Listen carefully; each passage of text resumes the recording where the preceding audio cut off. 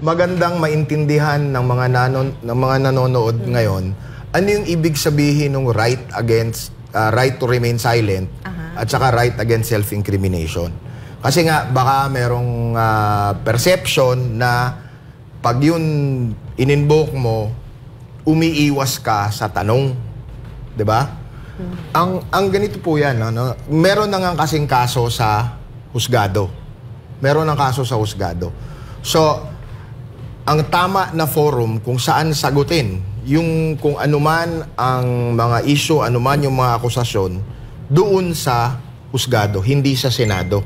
Dahil ang husgado ang proper forum. Because, kaya nga, husgado siya eh. Kaya, di ba, court, where evidence will be presented by both sides. Both sides have the right to cross-examination, and you can present your own evidence. And then, leave it to the judge to determine kung ano yung tama na judgment.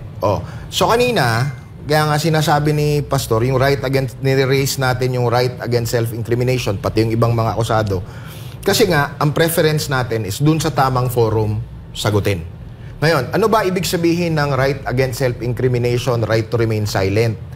Kasi, kung anuman ang sabihin nila dun sa Senado, maaaring gamitin dun sa kaso, sa court. So, ang preference natin is doon na sagutin sa court, di ba? Tapos, ang importante po sa right to remain silent is yung right to refuse to testify. Kasi baka nga gamitin sa iyo. Ang equally important ho na principle dyan is you have the right not to have your refusal to testify taken against you. No? Kahit na sa husgado, meron pa rin itong right na to. Kunwari, may akusado. Hindi mo siya pwedeng pilitin na umupo sa witness stand kung ayaw niya. And baliwala yung right na yan kung wala yung right not to have his refusal to testify taken against him. So, dapat walang conclusions or walang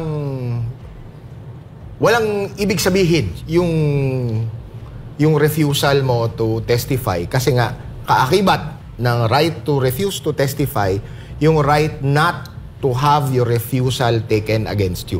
Hindi pwedeng gamitin sa iyo yung sinabi mong I am invoking my right to remain silent.